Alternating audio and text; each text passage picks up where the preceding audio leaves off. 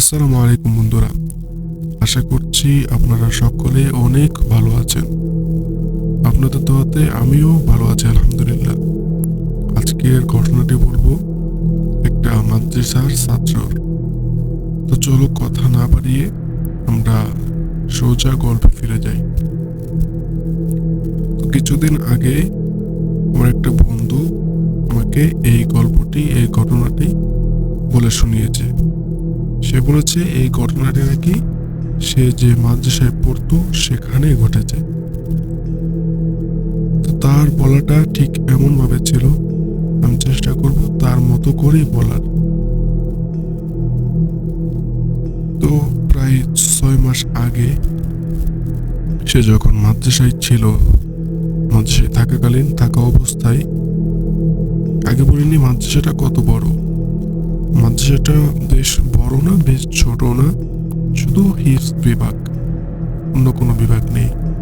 এবং কি মাদ্রাসা হচ্ছে ঢাকার গ্রাম অঞ্চলের সাইডে। তো সেখানে বেশি একটা ছাত্র ছিল না, 15-20 জন।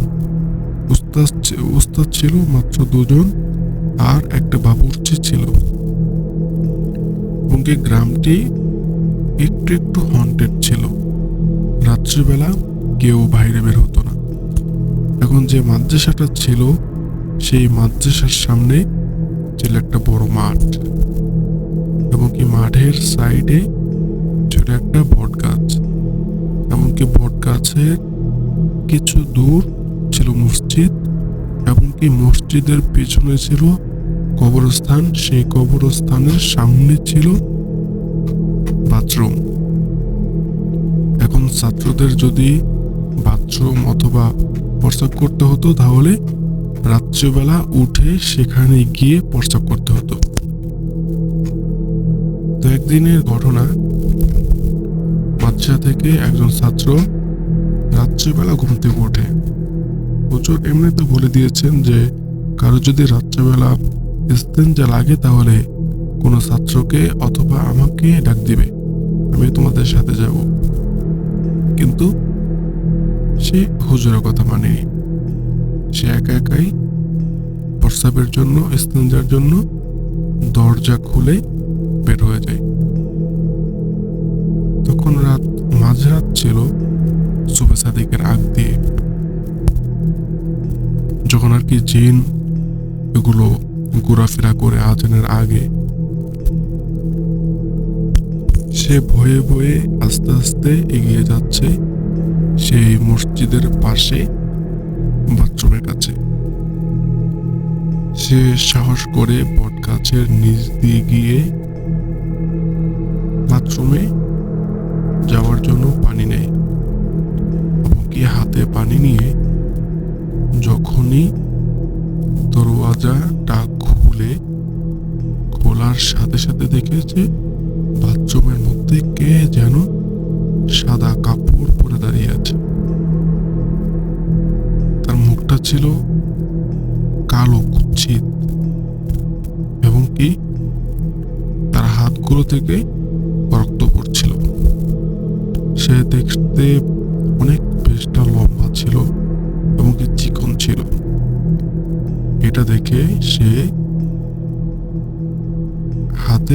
হাতের বন্দি ফেলে পিছন দিকে একটা দৌড় দেয়। এক দৌড়ে মাঠের মাঝখানে চলে আসে। ঠিক তখনই মাদ্রাসার যে বাবুর্চি, সে দরজা খুলে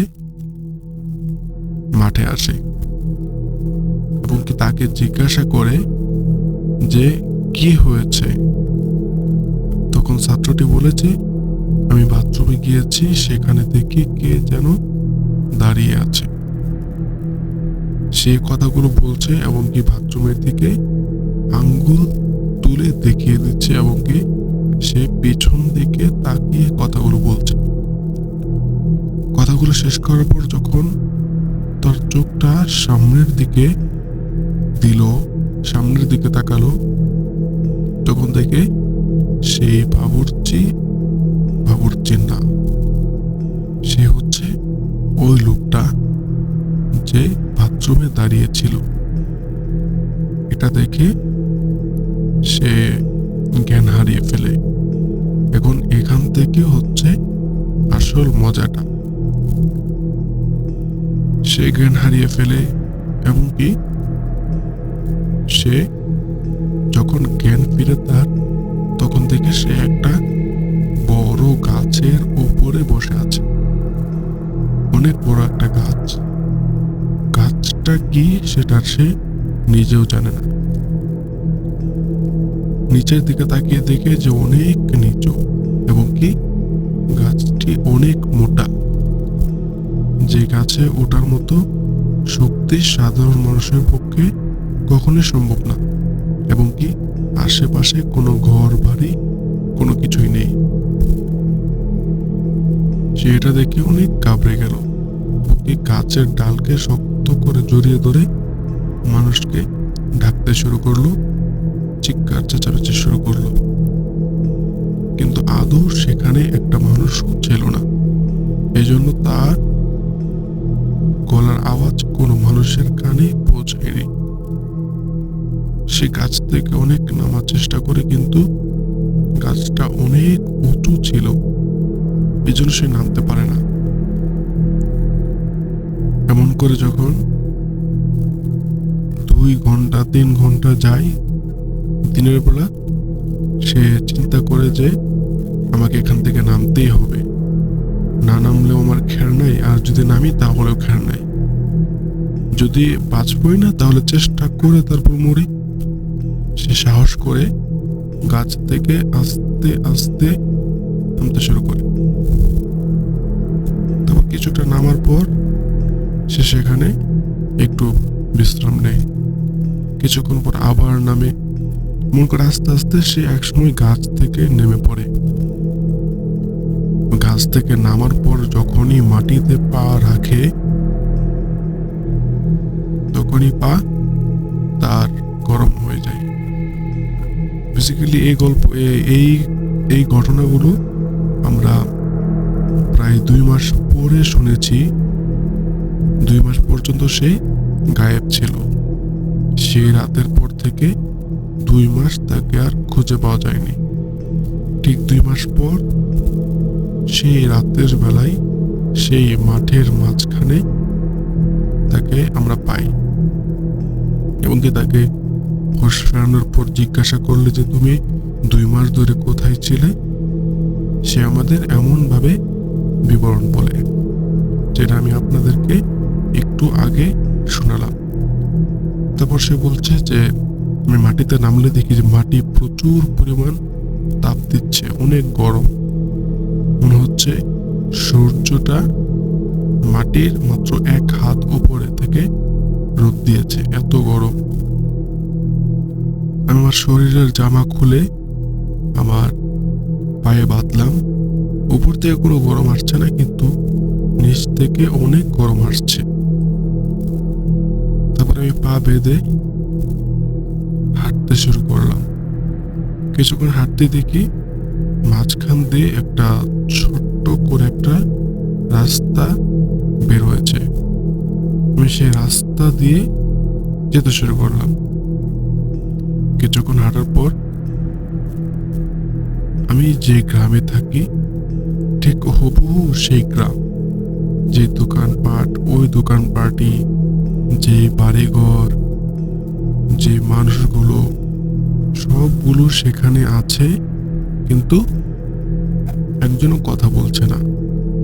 সকলেই চুপচাপ, সকলে নিজের কাজে ব্যস্ত। কেউ হেঁটে হেঁটে যাচ্ছে, আবার কেউ দোকানে বসে আছে, আবার কেউ গান গাচ্ছে। আমি তাদের নাম ধরে ধরে ডাকলাম, এবং কি আমি যাদেরকে চিনি তাদেরকে চাচা, মামা, খালা, ফুবু এগুলো বলে ডাকলাম, কিন্তু একজনও আমার ডাকে সাড়া দেয় না। আমি অবাক হয়ে গেলাম যে আমাকে তো সবাই চিনে, তাহলে এমন করছে কেন? আমি কিছু দূর আরো যাওয়ার পর দেখি সামনে আমার ছোট ভাই বসে আছে। আমি তাকে জিজ্ঞাসা করলাম যে মা কোথায়? প্রশ্নে কোনো উত্তর না দিয়ে আমার দিকে নিভুরে তাকিয়ে রইল। আমি তাকে বললাম যে তাকিয়ে আছিস কেন? এ কথা বলে তার শরীরটা আমি যেনমাত্র ধরলাম, তার শরীর ছিল বরফের চেয়ে ঠান্ডা। আমি দ্রুত করে তার শরীর ছেড়ে দিলাম। ছেড়ে দিয়ে বললাম, তোর শরীর এত গরম কি জন্য? কথা বলে আমি বাবা মাকে জোরে জোরে ডাকতে শুরু করলাম। একসময় তারা আমার গলার আওয়াজ শুনে ঘর থেকে বের হয়ে আসে এবং কি আমার দিকে ভয়ঙ্কর চেহারা নিয়ে, ভয়ঙ্কর চোখ দিয়ে দুজনেই তাকিয়ে আছে। আমি তাদের পাশে গেলে তাদের শরীর ছেড়ে দেখলাম তাদের শরীরও অতটুকুই ঠান্ডা যতটুকু আমার ছোট ভাইয়ের।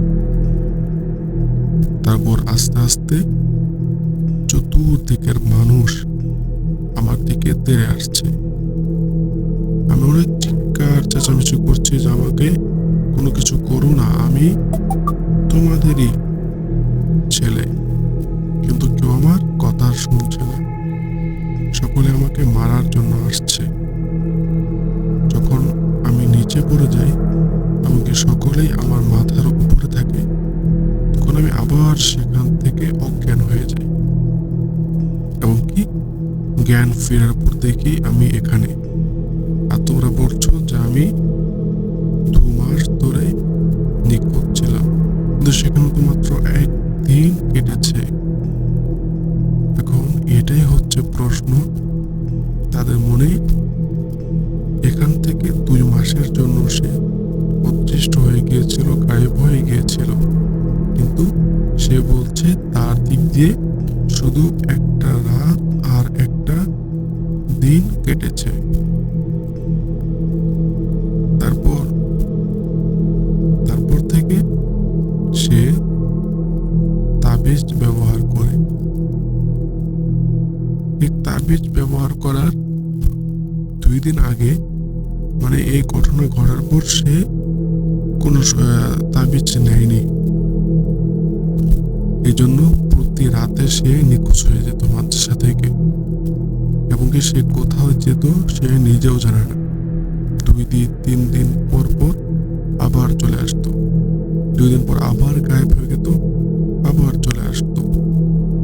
তেমন করে 2 সপ্তাহ 3 সপ্তাহ 1 মাস যাওয়ার পর আমাদের মাদ্রাসার হুজুর তাকে একটা তাবিজ দেয় এবং কি বলে যে এটা শরীর থেকে কখনোই খুলবে না। তখন সে তাবিজটা তার গলায় ঝুলিয়ে রাখে এবং কি হঠাৎ করে তার শরীরটা ঠান্ডা হয়ে যায় এবং কি চোখ দুটো বড় বড় করে তাকিয়ে মাটিতে শুয়ে পড়ত। সে নিজেও জানতো না যে তার সাথে কি হচ্ছে, কে তার সাথে এমনটা করছে।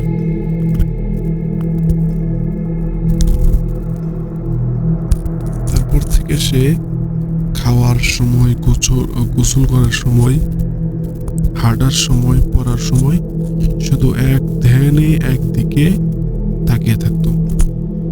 তার এই চিন্তাগুলো দেখে আমাদের কারো ঠিক লাগতো না এবং কি তাকে দেখে মানুষ আস্তে আস্তে ভয় পেতে শুরু করে, তাকে অ্যাওয়ার্ড করা শুরু করে।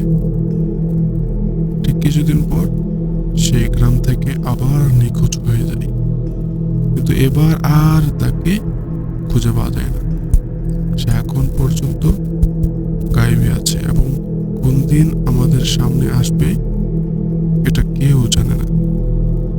এখন এটা বলার উদ্দেশ্য হচ্ছে একটাই, আমরা যারা মাদ্রাসায় পড়ি এমনকি মাদ্রাসায় থাকি, তারা গভীর রাতে একা একা বের হয়ে পড়ি।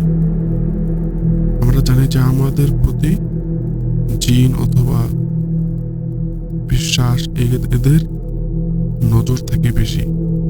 কিভাবে তারা আমাদেরকে ধ্বংস করবে, এজন্য আমরা একটু সাবধানে থাকবো এবং কি ওঠার সময় উস্তাদদেরকে ডাক দিয়ে তারপর উঠব।